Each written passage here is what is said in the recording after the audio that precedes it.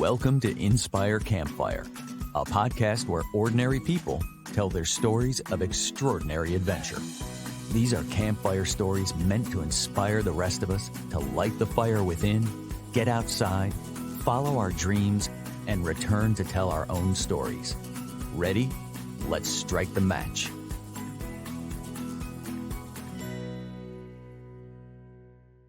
Welcome to the show. I'm your host, Scott Wurzbacher, and today we're going to hear a great campfire story steeped in a tradition that is hundreds of years old. The running of the bulls takes place in Pamplona, Spain every year, where millions of spectators watch thousands of people run with 6 bulls and 6 steer from the Corrales de Santiago to Pamplona's Plaza de Toros bullfighting area as part of the San Fermin festival. My whole life, I've heard stories of people wearing the badge of having run with the bulls, wondering what it must be like, and frankly, why they would do such a thing. Chris Matsushige from San Diego, California, where he lives with his wife and son, is with us today. Chris is an artist whose work takes him all over the world. He counts Spain among the many countries he's visited on his travels, and along with many others, he wears the badge of having run with the bulls. Today, my curiosity will be satisfied as Chris shares his harrowing story and quite possibly answers the question, is this really something I want to do? Chris, welcome to the campfire. Well, thanks for having me. I appreciate it. I got an advance. My confession here to the listeners is I got an advanced listen to this story, and I was smiling ear to ear the whole time. I was on the edge of my seat. I cannot wait to share this story with people. It is so much fun. Chris, I want to just start with a little bit about you and your work and how your life has taken you to so many places around the world. Well, I started out when I went to school going into oceanography and business, and decided that that wasn't the route I wanted to go. So I thought about art, and that's what I went into. I started at Old Dominion University and ended up at Virginia Commonwealth University, where I acquired my BFA and went into graphic design and advertising. I did that for a couple of years before I was thrown into a position with a company that builds themed environments for zoos, golf courses, hotels, resorts, things like that all around the country and the world. So what that means is we build the habitats for animals in the zoos, the rockwork that you see, the waterfalls, the trees, the temples, the ruins, all those types of things. We faux that from a concrete medium. So we sculpt it, color it, and make it look like that to replicate it. I'm sure you've seen it at Disney, Cars Land, or Star Wars, or something like that. Those are going to be your probably most famous things that you would see. But you'll see them all over the place. And a lot of times, hopefully, you won't even notice, especially if you're at a zoo or something. Hopefully, it's just a natural backdrop for you where the animal lives. Yeah, and so I love this. It's like the work is not necessarily tied to running of the bulls, although the work is what got you there. But like related to this podcast, Inspire Campfire, I mean, I think what's so cool is you're actually like creating these faux, like especially in aquariums and zoos and stuff, you're like creating these like faux environments for the animals to live in, to sort of recreate their habitat so that people that can't see them in the wild actually get to come and see that. So it's so cool that you're kind of creating, you're sort of recreating that environment in a protected setting. Exactly. And hopefully it helps with the animals too, to stimulate them to naturally assimilate into their natural environment without thinking that they're in a box. So that's of course part of the goal also. Yeah. And I think what's so fun too, I introduced you as an artist, but it's kind of like a cross between construction and art, really. I mean, Artisan, right? Yeah, exactly. It's very cool. No, it is. It is. There's not many places there's not much you can do, period, that gives you a canvas like this does. When I was working in graphic design advertising, it was very interesting. It was very captivating, but I found that doing the type of work I do now, where your work is going to be around for decades instead of lining a bird cage the next day. So I think that's something that also inspires me when you're creating something. You know that maybe someone's not going to see your ad the next day and then it's gone, but sooner or later, there's a chance they might see your work that you do somewhere else because it's up for 50 years. Yeah. Or depending. So you've done work all over the world, which is part of how you've had the ability to travel and see so many different places. Just for people listening, I'm curious, like, where are some places that people might see the mark of Chris Matsushige? Oh, well, shoot. um, there's a lot of places. A company that I've worked with a couple companies that were rather large, and they did a lot of traveling. So, I mean, it started out in Virginia at the most probably unseen place, and that was a putt-putt course in Chesapeake, Virginia. Cool. And when I started on that job site, I had no idea what was going on. Even as we were doing it, it was close to the end, and I still didn't know what was going on. And then all of a sudden, it just kind of came together, and I was like, "Oh, wow, that's pretty awesome that these guys could just come in and with their artistic talents create something that enthralled me as an artist." I mean, when I started that, I had no idea what the company did. I just took it on as a job of interest, and I needed a job at the time because I had slowed down a lot in the graphic design sector. And then when I found out what it was, it completely drew me to them because not only was it art, but I always wanted to do travel. I wanted that as part of what I do. Um, and so it was the best of both worlds, except for you don't make a lot of money. That's so not of all worlds, but it was very intriguing and it was a lot of fun. Well, it still is. Yeah. It still is. So So what are, yeah. some of the places, sorry. So I'm trying to think.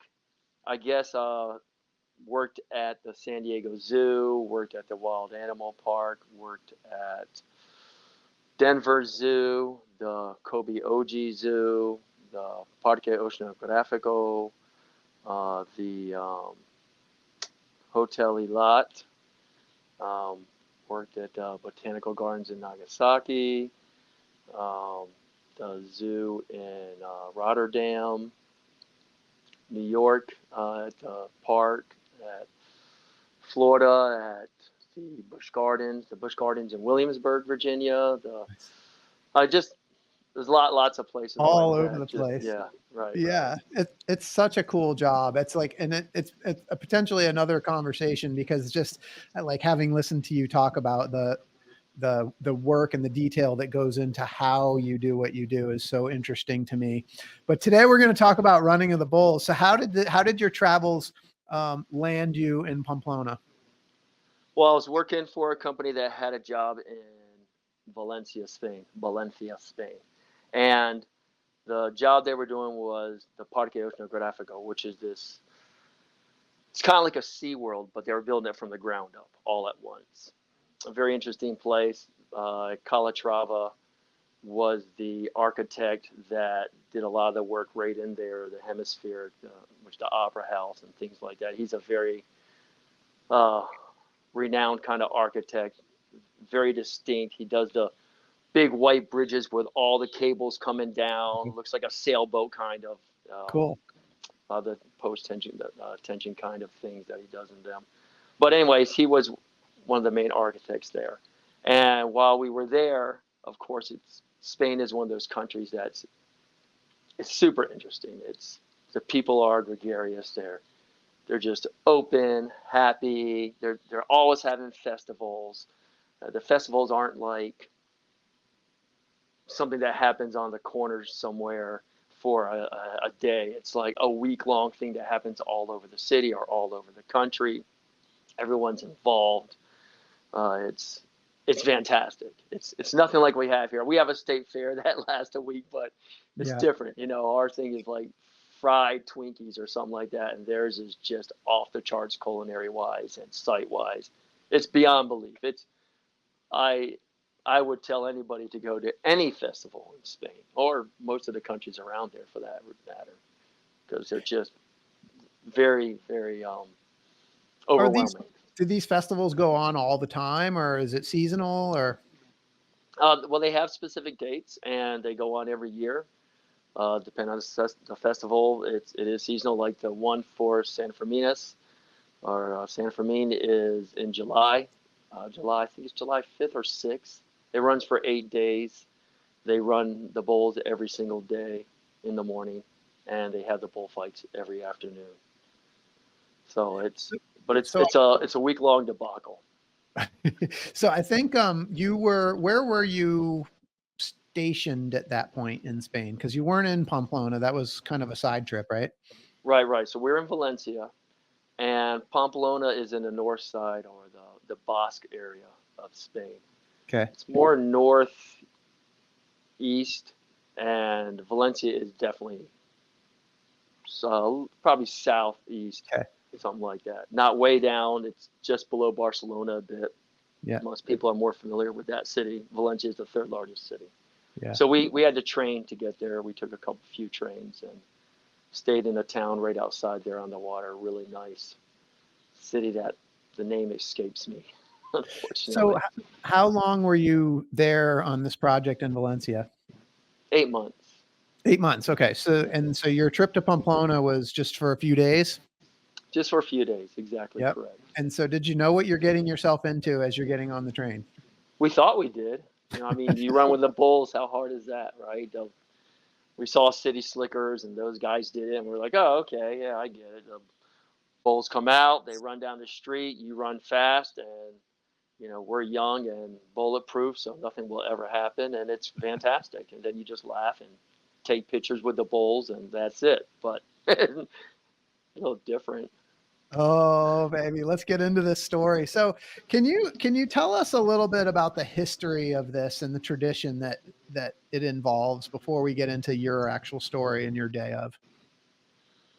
Well, it used to be that the breeders, the cattle ranchers and stuff had to get their bulls to market and to fights, and they would bring them through the town. And when they brought them through the town, they wanted to get through the town as quick as possible. And in doing so, I mean, this was, God, I want to say this is back in like the 14th century. Yeah. And then in the 16th century, I think it just started developing more. Obviously, if you're more of a buff on this, you'll correct everything I say. But the as they would bring them through town to different towns, and notably this one, the bulls would be running, and they try to get them fast. And young guys in their bravado would try to show off and run in front of them or run with them. And it became more and more of a thing. As it became more and more known, more and more people did it, and it just kind of grew in popularity, like anything else. So it became this distinct thing, and it coincides with this San Ferminas festival, which is where they honor their patron saint, Fermin, San Fermin, who was martyred. Some stories, there's two different stories, but basically they say he was tied behind a bull and dragged through the streets until he died. But I'm not exactly sure if that was it. I also heard maybe he was beheaded. I'm not sure which it was. Yeah. But the bull one sounds like it's more plausible, though I really don't know. That's why they say that they wear the attire that the runners wear. The runners wear all white. They wear a white shirt, white pants. They have a white kerchief around a red kerchief around their neck, and also one around their waist. And they say that the red one around the neck is to say that he was beheaded. But like I said, the Got it. other story is that he was dragged. But they either way, it's supposed to be the blood of the saint, and the white is supposed to be the purity of the saint. So that's why they say they do it.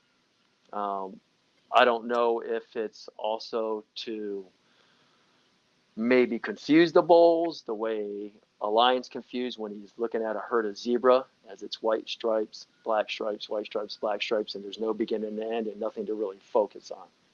So that I'm not sure, but it sure seems to work out that way in my estimation when I saw the running, when I was involved. Yeah.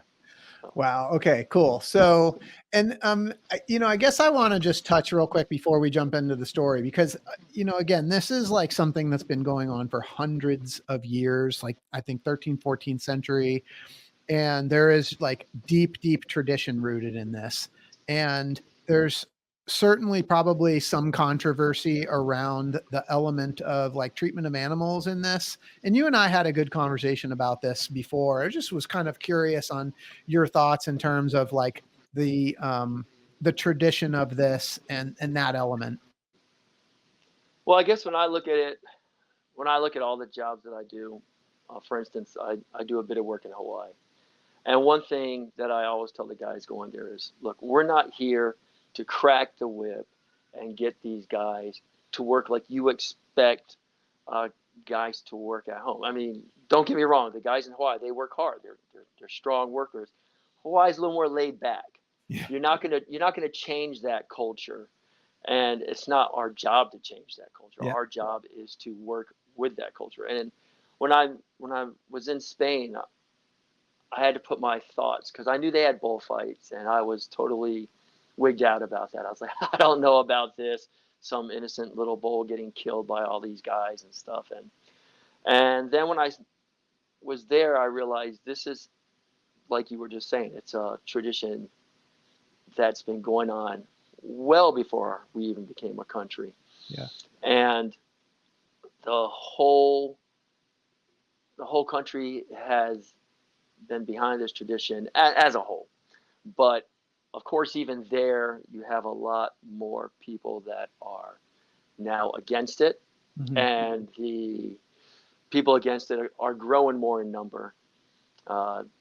As traditions do, a lot of traditions slowly fade away, their traditions. Yeah. But it's still strong and it still goes on.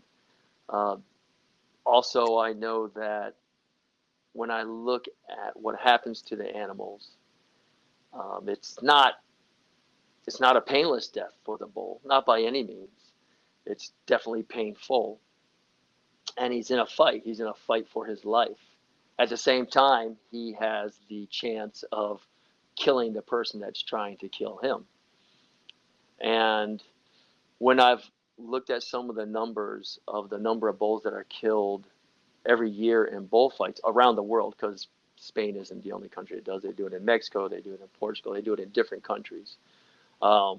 It's somewhere around 250,000, like 250,000 bulls a year. And I think of that, maybe 35 to 50,000, somewhere in there, is how many are killed in Spain every year.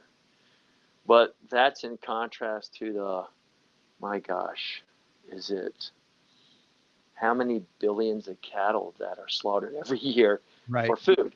Right. And the bulls typically live about 5 to 7 years. They're in more open areas, green pastures. They're treated well. They're fed well, because they want these guys to be bred strong. They want them to be fast.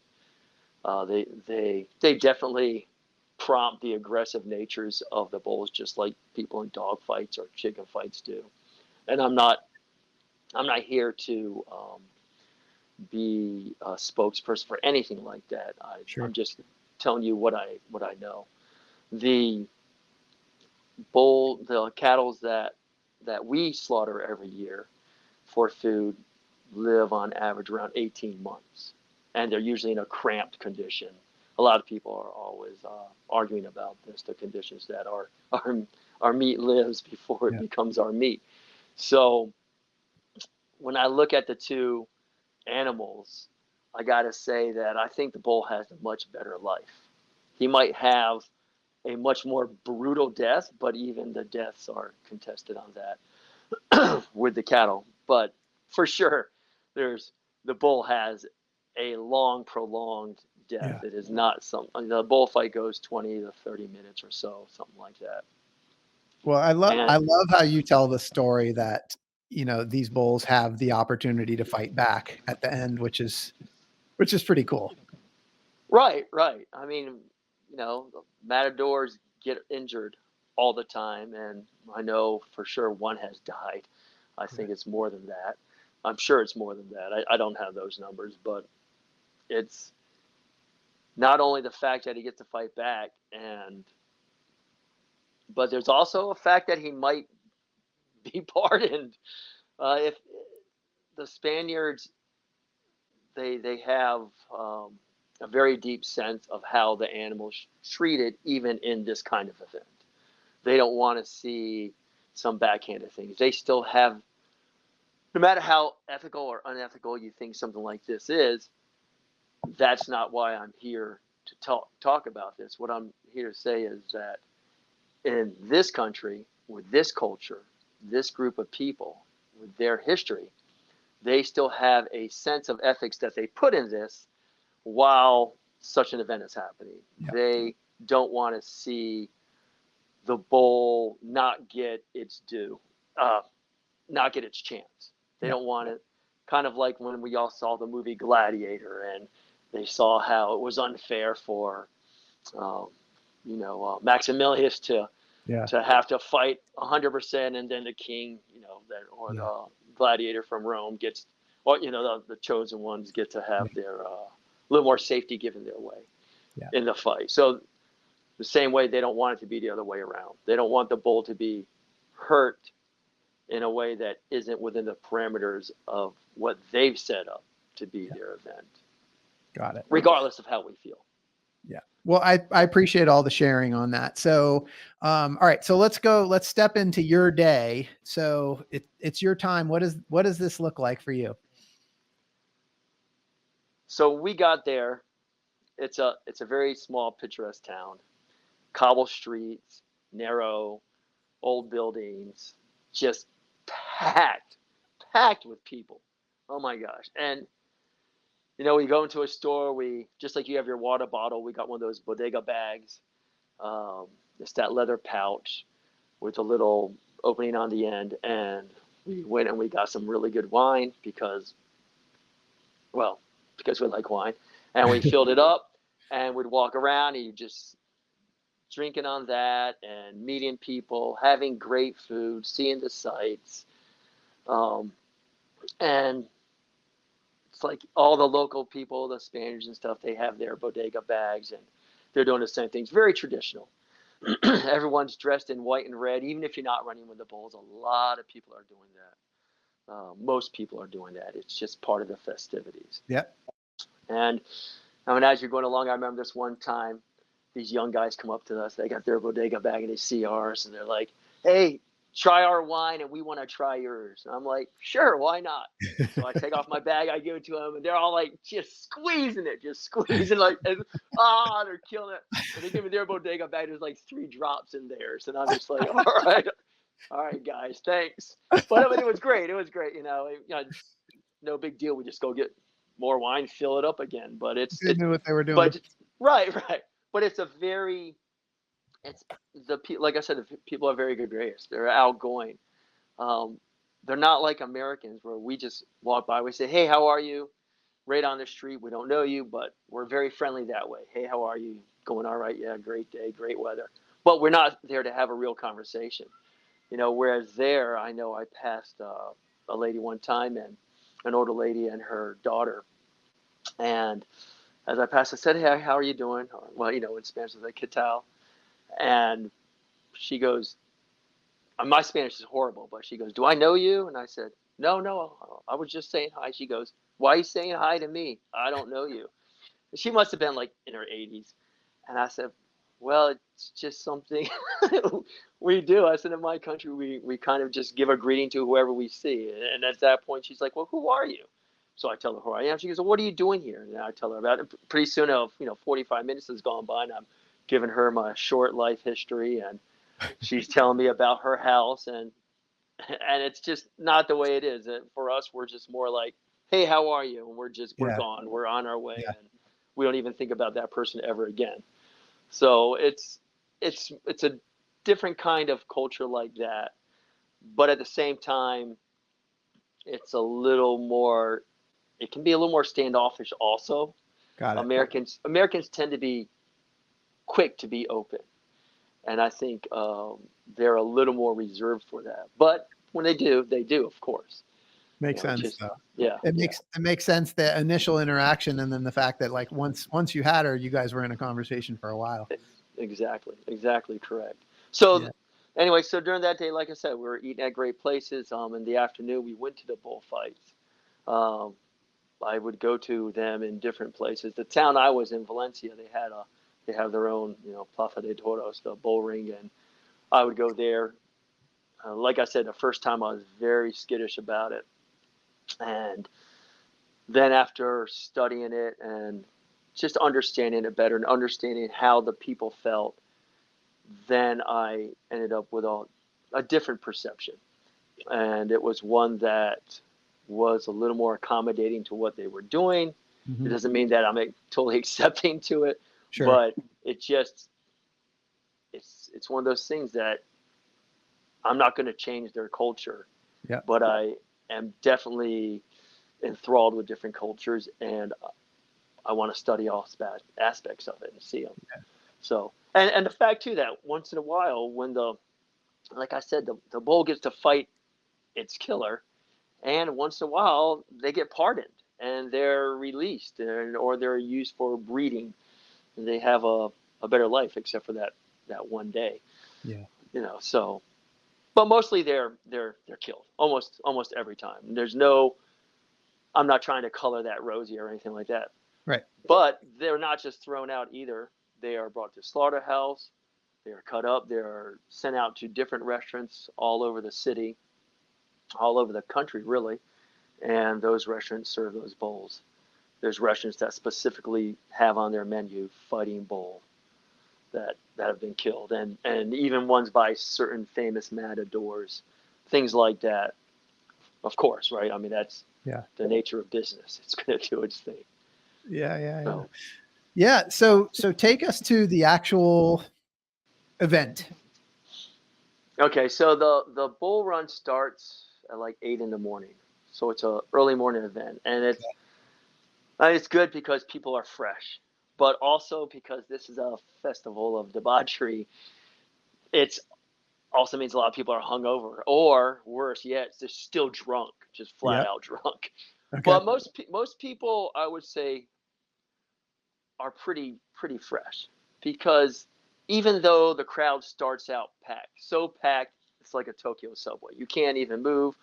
You can't bend down to tie your shoe. It's that packed in there, because the route that you're running, which is about just a hair over a half mile, is it's narrow, and the adjoining streets, the cross streets, are all boarded up with with barricades, with little walls of wood that keep the bulls from going through it, but wide enough as a runner you can jump through it and escape if you so want to, Okay. or climb up it, just Okay. anything to get away from the bull at that point. Yeah. Right. So the bulls run a lot faster than we do on average, that's for sure. They're running 15 to 20 miles an hour, I want to say. They weigh around 600 kilos on average, right in there. So 1,200, 1,300 pounds is probably Hmm. average. I think we were talking earlier, and the rodeo bulls are heavier than that. They usually start more at that and end up somewhere 15, 18, 100 pounds. They're big. Yeah. Yeah. They're big animals. And rodeo bulls fight for years, where these guys fight a day, Yeah. one fight. Yeah. That's it. Yeah. But the bullfights start in the morning at 8. They send off a rocket right off the bat. Well, first off, at nighttime, I believe it's in the evening, the bulls are brought from wherever they are, by pasture, wherever, from a truck and over to the corral at the beginning of the run, and there they stay. Then at 8 o'clock, a rocket goes off saying they're opening the gate. Then another rocket goes off saying the bulls are all out. They're all on the street.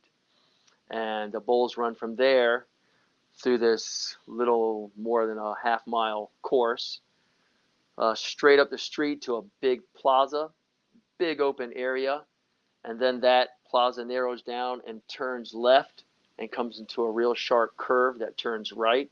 up the I want to say it's called the Estafada, which is this main street that runs straight to the bull ring. And when it gets to the Plaza de Toros, it narrows again at one point into this little bottleneck and then goes into the ring. So when the bulls start running, when you're in there all crouched up, the reason you're all crouched up is because the last part of the run, the part that goes to the Plaza de Toros, that part is barricaded by guards. They don't let the people pass that point until things start moving. So they don't want people running to the ring early.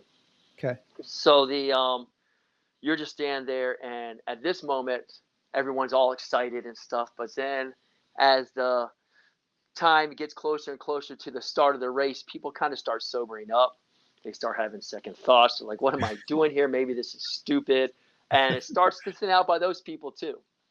For sure, the number of people that are running, I don't know about today, but it's mostly Spaniards, I would say. But I don't really know that for a fact. I know that's what I mostly saw. Yeah. How long ago was this, Chris? This was in 90.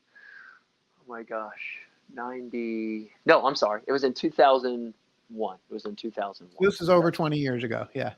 Yes. It was in the July right before 9/11. That's right. I remember you telling me that. Right, exactly. So 2001. Yeah. And the number of people that run, it's 1,500, a couple thousand. It's a lot of people for this short little thin, narrow street. Right. And the roads are cobbled. It's not like flat pavement. They meander up and down. They get wet. They get slippery. We had a lot of rain the week of our event, especially before, so that cobble got slick. And also, I mean, just to be as candid as I can, there's vomit and piss, and it's a vent packed. Yeah, it's a festival week. A lot of drunk, exactly. Right. People to all hours of the night. So as the run starts going and people start thinning out, the guards also move that are holding everyone back way down near the Plaza de Toros. So that also helps to alleviate all the congestion. And so now you have a little bit of room around you, enough where you can, if you want to run out of there, you can run out of there right then. You hear the rockets go off. You start hearing shouting way down the street, and you can hear this. It's like a horror movie. It's like it really is. It's like what is that? World War Z, where something's happening way down the street in the city, and you hear yelling, like not just like happy yelling, but like scared, fearful yelling, and it's coming closer and closer. And because the streets are cobble, you hear that all those hooves on the cobble. You start to hear it, and people are running frantically, coming from down that way toward you, and you're like, oh, okay, do we start? And you're looking at your friend, do we run? Let's run, and you start running, and you're just running. All these people are coming behind you. Pretty soon, everyone's running, and it causes a natural panic in you. Yeah, you're like, oh my god, and you hear the sound. It's pretty nuts. You start hearing it louder and louder, and then you hear people screaming like in pain. Like they fell over or they got trampled or maybe they got gored. On my run, there were six gorings, I want to say. It was their worst run in recent histories. Oof. It was horrible. So there's this one corner that you don't want to be at. And the Spaniards are usually not there. They're much smarter than we are when it comes to this. It's steeped in their history. They've learned about it their whole life. They are usually at the beginning in the plaza, and they might be at the end where they're going into bull ring. The rest of that area that gets really congested and really dangerous is packed full of your typical culprits in the world when it comes to causing trouble. And it's packed full of Americans, British, German, and Aussies. The Australian guys. They're the ones that they're not the only ones, but there's Dutch in there and everything else, but they're the group of guys that just seem to want to go out there and thrill seek with no idea what they're getting into, and they'll just go and do it. And it's mostly guys. There's very few female runners proportionally, but female runners are definitely there. I want to say it was 74 when they first allowed to have female runners, maybe, which is of course why there's only been, I want to say there was one death of a female. The other ones have all been males, and oddly enough, most all of them have been Spaniards. But then again, it was mostly Spaniards running for all that time in history before the present day. So that would make sense also. But anyway, so as they're running and they're coming toward you, though, I learned that the place you didn't want to be was this one corner that they called Dead Man's Corner. And it's called La Curva. And it's a corner that's about 90 degrees. And as the bulls are running, the bulls are top heavy. They got these big haunches. That's all that muscle up front, and they are powerful and fast. Uphill, they are really fast, like a bear. They're just fast, strong animals, pure muscle. And as they're running and they make that left turn after the plaza, it starts to get narrower and it starts to go downhill a little bit. And as it goes downhill and it's on this cobble, which when we were there was slippery and wet, and cobble slippery anyways, the bulls start to get a little off balanced because they're so much more heavy in the front. Yeah. And as they get off balance, they suddenly have to navigate this 90-degree turn out of nowhere. And they try to do that. And when they do on that slippery cobble, they end up sliding. And when they slide into each other and all of us runners. And they end up falling over and landing in a big pile.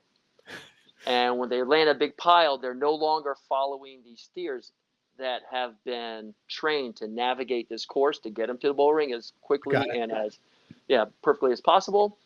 Now, they're all in a pile, and they become this mad hornet's nest of bulls. And that's super dangerous, right? So when they get up, they don't know which way to go. The other bulls aren't organized yet to take them that way.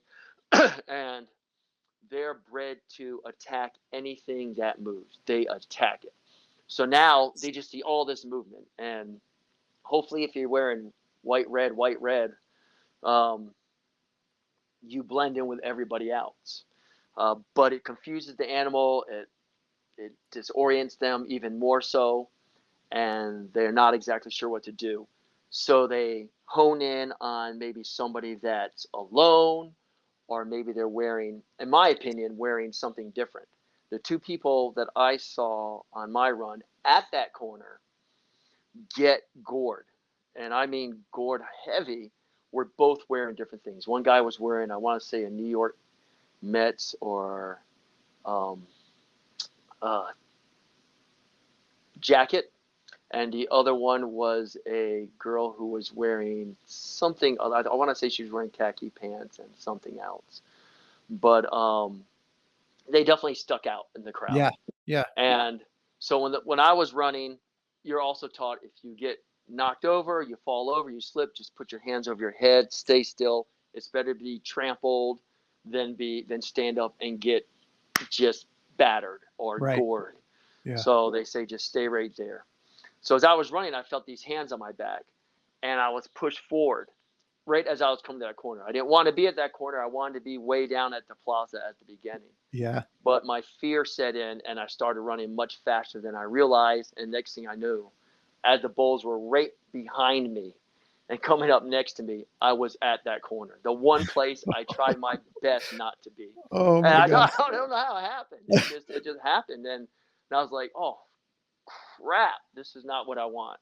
And the bulls ended up falling into a pile. They ended up getting up all whacked out and everything. And that inside corner is where most people will hang back and try to get against, so the bulls will go around them. But as I tried to get to that inside corner, it was already 3 people deep. And there was like one open slot between a couple of guys, and a guy grabbed me and pulled me in. Now, I didn't blend in with everybody because I wanted my now wife, at that time girlfriend, to be able to see me if she happened to catch it on the news or something. So even though I had on the traditional white, red, I still had on the loudest Aloha Oh shirt I no. could. No. So I would stand out for her. My wife's Oh from my. Hawaii, and I've gifted a lot of these Aloha shirts. And so I was wearing that, and all of a sudden, as the bulls got up, I looked across from me, and one bull was just pummeling this guy on the ground, just pummeling, pummeling, pummeling. His horn had gone underneath the bottom of his jacket, and it was coming out at the neckline. And he was being up in the air and down on the ground and just being smushed. That big bull head was just smashing him Oh. on the ground. And I had always thought that if I saw this, I would jump on the bull and pull him off and save the guy. But when I was there, I just froze. I was Wow. like, I was like, what do I do? I can't get this beast off of him. It's like trying to grab a bear off of a person. You're stunned. Yeah. And I was scared. I was like, oh my God. And then another bull got up, and it was trying to hit people, and people were fleeing. And then it turned around and looked straight at me, and it started walking toward me. And I can't go left or right. I can't go back, because I got people on both sides of me, and I'm the guy that looked different, just like the guy that was getting pummeled. Oof. And as I said before, I prayed the most selfish prayer I've ever prayed. And that was just two words. And it was, not me, not me, not me, not me. And Wow. I was just like looking at this bull going, oh my God. I couldn't think how I was going to get out of this. It happened to be that, luckily, and I don't know if it was just an odd movement or if it was on purpose, because there are professionals that run with the bulls, and Yeah. they do this all the time. They are pros. They have sticks, and they're, I want to, God, did they wear red? I can't quite remember. They definitely stick out more, Yeah. and they try to get the bull to not, it's kind of like a rodeo clown. Yep. They want the attention off of whoever's going to get hurt. Right. But something made a movement. The bull turned its head real quick and went that way. And at that moment, I jumped out from where I was and started running. Oh, And God. and as I was running, the bulls were all, I was still ahead of the pile of bulls. They were all just getting up. If I was smart, I would have run in the opposite direction. But instead, I just took off toward the bull ring. And I'm running up the straightaway hill there. And all of a sudden, as the bulls are coming by, I see a pole sticking out of the wall. And a guy's already up there holding on to it. And there's just a little bit of pole left. And I go, guy, I'm coming up. And I jump up, and I put my hands over his, and I pull my body up, and the bulls run by under us. And I'm God. just holding on. And as I see this girl across from me, across the street, and she is with some people, some guys. And like I said, she was dressed differently also. I forgot exactly what she was wearing, but it was like normal street clothes. And when she did, she ended up being caught in like this doorway. And the bull kept coming toward her, and she was screaming, and she was helpless. Everyone took off, and she was there alone, and this bull just centered it on her and attacked her. And I got down, and by the time I got down, the bull was gone. She was on the ground, a pool of blood around her, where the bull had just gored her in her thigh, like a gash, like 18 inches or something. It was brutal. And so as I was running toward her to hopefully help, out of nowhere, just like tons of Red Cross guys were just all over her, all these guys, because I want to say they have about 200 medical personnel on each run. They have like 20 ambulances. They space them like every 50 meters down the run in case people get hurt. And they're there immediately. She didn't die, thank God. Nobody died on the run, but 6 people were gravely hurt. Yeah. And the 2 people I saw were definitely 2 of them. So then I ran the rest of the way, and at that time, the bulls, I didn't see this part because I was down at the other end of the street, but they get to where the street really narrows and bottlenecks. I want to say something like 11 feet wide. Oof. And at that area, people get clogged. And sometimes they get so clogged, they get stuck, and the bulls just charge through them. And the bulls move them, and people get really jacked up there. Matter of fact, one person died in an area like that from being suffocated. Oh my gosh. Even though I want to say 12 or 13 of the 15 deaths were by goring. One of them was a suffocation. I don't know what the other one was. Maybe it was a head injury. I don't know. But the bulls then run into the ring, and you're running in front of them, not me because I was down at the other end, but the other runners are running in with the bulls, a lot of them in front. And that's what my other friend did. I had two buddies with me, and my other friend was running separate. He wasn't running there. He ran into the bull ring. He said, when you run in, the crowd that's in the bull ring, in the stadium waiting, he said they all go nuts, like you are a superstar. He said you run in and everyone's cheering and screaming and clapping because you're part of the tradition and you just did a part that was dangerous, and they run in. And then those bulls that are fighting that day with the steers, they go straight back into the stables, corral back there where they're waiting their turn to fight in the stadium that day. Then they release these other bulls that generally have like things over their horn and they're smaller, and they run out and they just attack everybody. But they're smaller, and and it ends up being, I guess, like a crash derby kind of thing where it's dangerous, but it's fun. You're not going to get chances of getting killed there are almost zero. You might get hurt, but so people are running around like that, and they're playing, and the people are cheering them on from the stadium, and those little bulls are running, doing their thing. But I didn't see any of that because I was just finishing up my run, and when my run was over, I was in a daze. I was probably stressed into shock because I just kind of walked around. I saw my buddy, and he had jumped through a barrier as the bulls were coming, and he came out, and it's like we hugged, like we never hugged, but we hugged each other, and you're alive, and so like am we were I. just in a battle or a war, instead of just being Man, a couple of idiots. But it was nuts. My other buddy, I didn't see him on the run at all, and I never saw our other friend that went into the ring until later that day. But I was in a daze. I couldn't get out of my mind the horror I saw in these two people getting so hurt, especially the girl. And I was just kind of, wow. And so the hotel we're staying at was in this small town that wasn't that far from there, like 20, 30 minutes, whatever it was. We got in a train, went over there, went to my hotel. I put on my swim trunks. I went down to the beach. I think my buddies that were also in that place left a note saying they're down at the beach.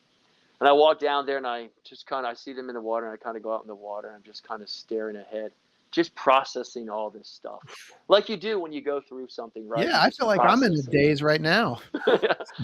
and I'm just looking out at the horizon. The waves are coming in. I'm just kind of going with them, and I can't concentrate on anything. I'm just still, everything's just kind of going. My buddy comes up, and he tells me, he says, "Man, how was your run?" I was like, "It was nuts." He goes, "Man," "I didn't even see a bull." I was like, "Really?" I was like, "Well, I saw every single bull." Oh my gosh.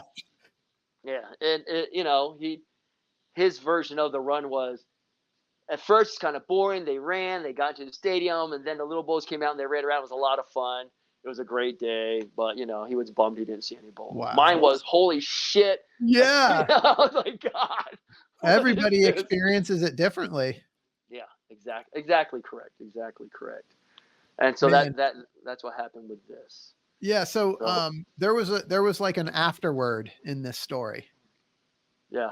That involved a newspaper article. You got to bring the listener into that one. I will. I remember the next day, because we stayed that full day. We went back and we walked around. We went to the bullfights that afternoon also, and it's kind of a different experience at the bullfight than before the bullfight. I mean, before the running, because I've been in many bullfights before that, just because I was in Spain, and I'm interested a lot in in history in general and in different cultures. And I found it fascinating, brutal, yeah, but it's still fascinated me. Maybe like a gladiator event almost, but I always cheered the bull. I was like, "Come on, bull, get the matador, get the matador." And Yeah. I got to tell you, I mean, since I've kind of switched again, but that next fight that my buddy and I went to, we were like, "Get that bull, get that bull." We were suddenly on the side of the matador, and it was just weird. I think we'd been so scared, and then seeing the Yeah. bulls just Yeah. pummel two people. I mean, really hurt them. Wow. Yeah. Yeah. I was like, "Holy smokes!" You know, these bulls don't mess around. They are pit bulls with horns. That's without the teeth part so much. Right. But yeah, it was something else, and I know that there's a lot of controversy, and like I said, Yeah. I wasn't there to win any battles or take any sides. I was there to see and understand and get completely just immersed into the culture to see what Yeah. it was about. Totally. Because if you don't do that and you just come at it, if you're totally against anything like this and you come at it from an outside perspective the whole time, then you'll never have a clear understanding of what's really going on. And then there's no common ground. There's no way you can say, "Hey, we understand what you're doing. Maybe you can do this." And they can say, "Hey, I'm glad you, I appreciate your point of view, but maybe you have to understand this about the bulls, that, and the hamburger you just ate before you started talking to me about it." Yeah. So, I mean, I think it's important to get immersed into a culture to the point where you are trying to live it through the eyes of the people that have traditionally been there. Absolutely. Yeah. So I think that's the one part that I tried to take from that. I know that after the bullfight and after that night, the next morning we woke up, we left, and we went down to the train station, and we see these British guys, and they're coming toward us, and they're like, "Hey, San Ferminas," and we're talking about the runnings. They go, "Yeah, we ran." They had run also, and we were trading war stories and everything. And I said, at one point I fell. And they're like, "Really?" And I was like, "Yeah." And because I told my friends this too, I was like, "Yeah, it's like these hands pushed me down." They're like, "Nah, you just tripped. There's a lot of people. There's a lot of running around. You just tripped and fell." I go, "I'm telling you, I felt these hands on my back pushing me." And they're like, "Nah, nah, nah, that ain't what happened, Chris." So I'm like, okay. But that day or that next morning when we woke up, I bought all the little periodical rags I could in the city, all these little newspapers. And I wanted to look through them and find out all the events of the running of the bulls, as many images as possible, things like that. And on the cover of one was that guy in the New York jacket just getting jacked up. I think it was like this, and the horns coming out, right above his zipper, and it's coming underneath, and he's just like, "Ah!" And I'm looking at it, and all of a sudden I see, because luckily it was a color photo, my bright Aloha shirt. And you can see me from the back as I'm falling over, and these two guys have their hands on my back as they're falling. Oh, And they're both pushing me. So I was showing my friends the proof. I was like, "See, look. And you can't see my face, but it's an unmistakable shirt." And so I was showing the Brit. So I was like, "Yeah," I said, "I actually got in the paper." And I was showing them. They go, "That's you, huh?" And I go, "Yeah, that's me." And they go, "That's not you." And I go, "It's totally me." And so I open up my bag and I pull out the shirt. And oh like, my gosh. "Oh my God." It's insane. Chris, like I mean, I have so many questions, but I like the first one is like, why? Why do people do this? If there's so much, why do so many people do this? If there's so much, possibility of getting hurt like that guy. I can't say today why they do it, because today everything is broadcast. Yeah. Everything is shown instantaneously around the world. You can watch the running of the bulls in real time, sitting at your desk in Illinois. It doesn't matter. I know when we did it, maybe by chance it hit a news station in the States, but it wasn't like something common. They were just going to show, hey, today's the running of the bulls, because a lot of people just don't care, you know, and they don't have all that information at their fingertips like we do today. So now people are more exposed to a lot of things that go on. And so for us, we had heard about it. We saw it in the movie or movies. And I was kind of a voracious reader, and I know Hemingway wrote his book, and that really popularized it. But it was just something that, because we'd heard about, my friend said, well, let's go check it out. Let's go do it. And it wasn't something that we heard about a lot. It was just something we heard about. And so we were in Spain. The things we heard of were the bullfights and the running of the bulls and all the football matches, all the soccer games, right? Those were the things. We knew there were festivals. We had no idea what they were because it's just not something that's common in the U.S. Yeah. So when we were there, we went up there, and, you know, we're young. We were all in our 20s and 30s, you know, young guy, thrill seeking, trying to get adrenaline rush. And it sounded very, very ethnic, very traditional, very cultural. And we were super interested in that too. And that's why we did it. As far as today, I think that it's just like anything else. Everything else in the world is more well-known today, everything. So I think people can look at it, they can research it like crazy very easily and make that kind of decision.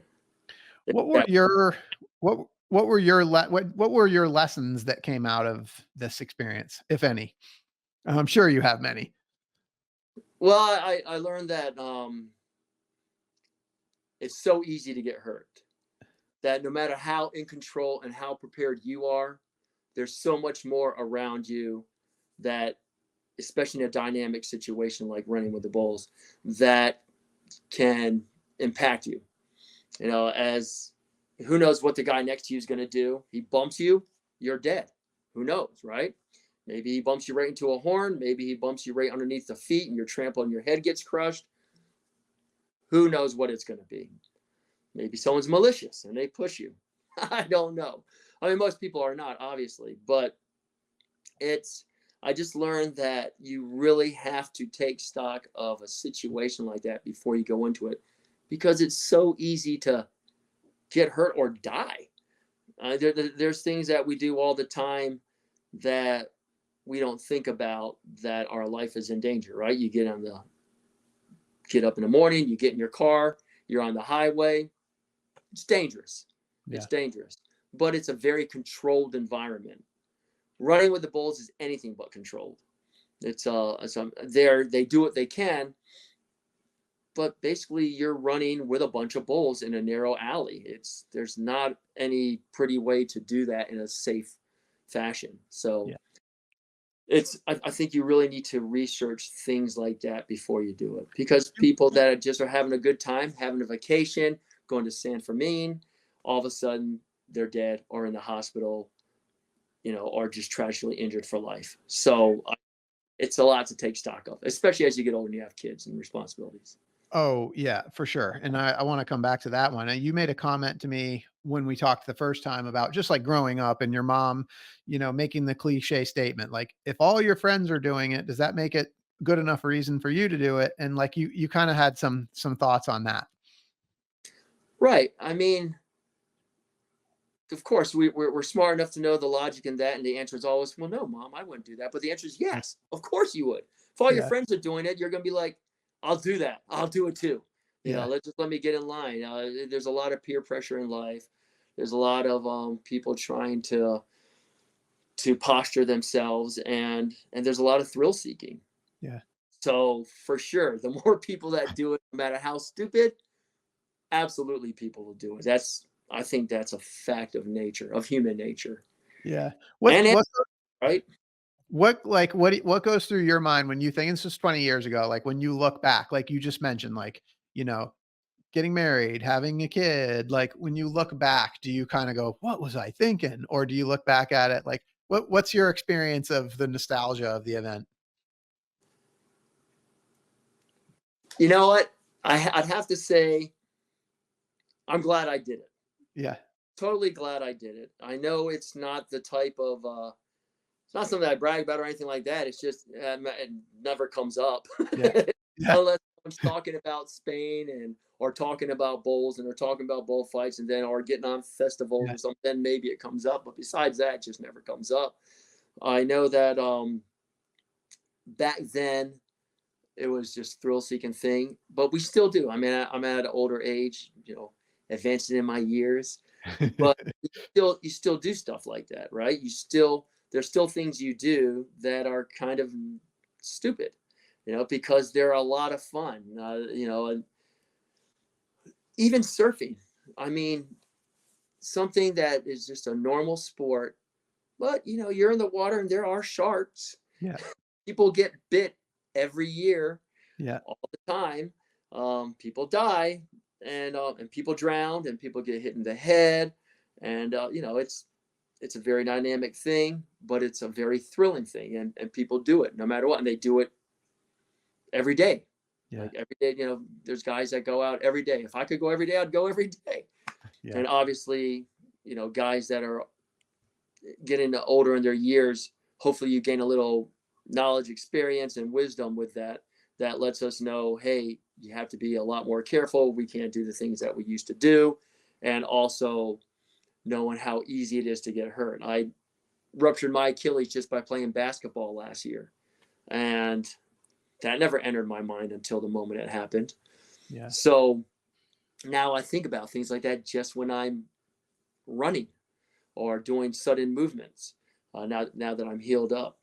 But as far as, being in the water goes, even though the sharks are there, you're still surfing, knowing it. You just have it in the back of your mind. Yeah. And sometimes it's so far in the back of your mind, it never enters your mind for a long time until you're alone or it's getting dark. But what you'll find is that when you're running with the bulls, there's no back of your mind that the bulls are there. It's center, front and center. The bulls are here, Yeah. and you're running with them. I'm not surfing with sharks. I just know that somewhere in the back of my mind, they're out. Could be. It's like Yeah. it could be. Whereas with the bulls, they're there. I'm curious. Is running with the bulls one of these examples of like, it's just better that you don't know? It's like one of these things that people just don't know what they don't know, and they just carefree go do this thing. Like, is that kind of the experience? No. I would say it'd be so much better if you knew that there's a way to run the bulls safer.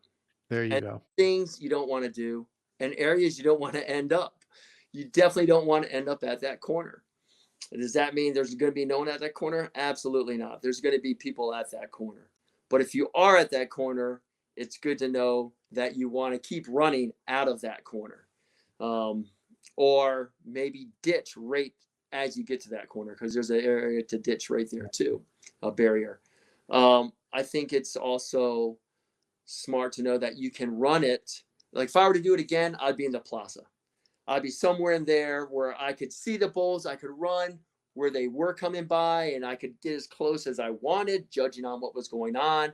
But I could also melt back way into the plaza and just watch from a distance and Got it. the So, idiot.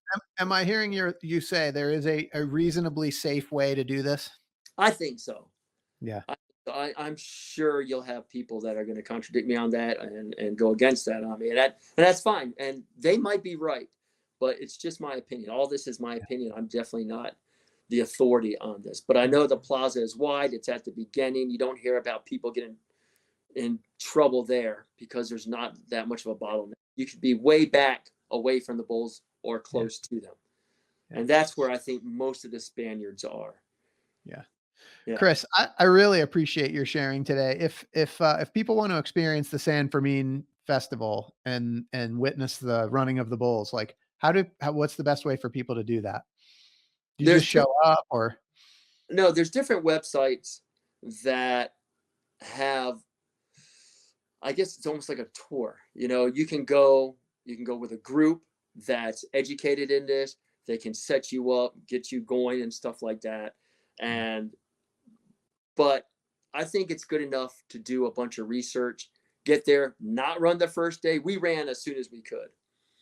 We were on a time constraint because of work. I think it's better to maybe go later in the week after watching it a little bit, and maybe starting out way in the plaza where you're not even near the bulls, maybe, and then the next day get closer. I think there's ways to do it like that for sure. I think everywhere from right before the corner to the bull ring is a possibility of getting hurt much higher. Remember, it's a half mile. It's just a hair more than a half mile, and the bulls do it in 2 minutes, 2.5 minutes, something like that. It's something very fast. It happens fast. Yeah. Right. Yeah. Right. And it's not a jaunt or a jog. It's definitely a high energy event. Yeah. This is an adrenaline experience for sure. Exactly. And I think there's a lot to be said just for being involved in the participation of a spectator. There's a lot there, because when I go to the bullfight, or if you're watching boxing, or if you're watching anything like that, or you don't have to be in that fight to have a passion for it or enjoy it or anything like that. And again, I'm not trying to promote any kind of I get it. Yep. Right, violence or something like that. Never been to a fight like that ever, but I'm just saying, there, no matter what it is, there's dangerous things to do. You look at the X Games. I look at big wave surfers. I watch that and I'm like, wow, I don't feel like by any stretch of the imagination that I have to be on a wave like that, because I know I would die. I would simply die. As a matter of fact, 99.9% of the population of the world would die if they got on a wave like that. Just simply no chance, you're dead. And but it's still something very thrilling for millions of us to watch, and I think that's enough. Yeah. Well, I'm glad you finished that way, because like running with the bulls, may be something for some people, maybe not be. I'm not sure. There's a lot of things that are on my list. I'm not sure that that's one of them, but it sounds like it's a great story. I absolutely love it. And it's just such a tradition that I've always had such a curiosity about for such a long time. And I'm so thankful that you were able to share the story with us today. I really appreciate it. Really appreciate the time. Oh no, I'm stoked that I was able to. And if you want, because I have it on our wall, I'll just show you on the bodega bags. And yeah. Let me see. Oh, sorry about that. Let me just get up and get my foot untangled from this chair. And let's see. So right there is the bull cape that I got at the plaza in Valencia. So that's fun. the bag I got in San Fermin, the one that they, you fill with wine or whatever you want. These are bandolerias, which are pretty kind of nuts. You can see the spear on the front of that sharp point. And these, the bandoliers are used before the fight and put into the bulls, which kind of weakens them up at their haunches a little bit. And again, I'm not here to say that's a great thing or anything. I'm just here to show you some of the history. By chance, I used to talk with one of the girls, this lady that worked at the gift shop underneath the bull ring in Valencia all the time. When I bought the cape, I had brought her a bottle of California wine, because they're a big wine country, and it's one of those things. If you are going to travel to any place in Europe, I'm trying to get me centered again. That's one thing I would carry with you. Wine is a fantastic gift from make lots of friends that way. So Chris, like, this is an epic story. And even if it's just like a short film of the running of the bulls, like at some point Hollywood is going to want to make a movie about you and your story of running with the bulls. And I want to know, when they make this story, who's going to be the actor that's going to play you in your movie about running with the bulls? I have no idea. I would hope it'd be someone my age and my height, so I'd probably have to say Tom Cruise. Tom Cruise. All right. I love it. He's the only one that I know that would probably be that would do it, for one. I mean, and he'd probably do the stunts himself, right? He'd probably actually do it. That's all. I love it. What's your movie going to be called? a stupid thing to do in your life, running A with the stupid thing to do in your life, the running of the bulls, a stupid thing to do of your life. a great And story. oh man, starring Tom Cruise, of course. Darn, I love this. Well, Chris, this has been so much fun. I really appreciate you sharing the story. Enlightening. My curiosity is satisfied. For those listening, I hope you have been inspired today as much as I have. I hope Chris's story has encouraged you to listen to the voice that calls to adventure, because we want to hear your story next. If you have a story to tell or just need a nudge to create one, please send me an email. We'd also appreciate it if you'd help us spread the word by leaving a review and sharing or tagging Inspire Campfire in your social media. And until next time, I want to encourage you to get outside. Thanks for listening.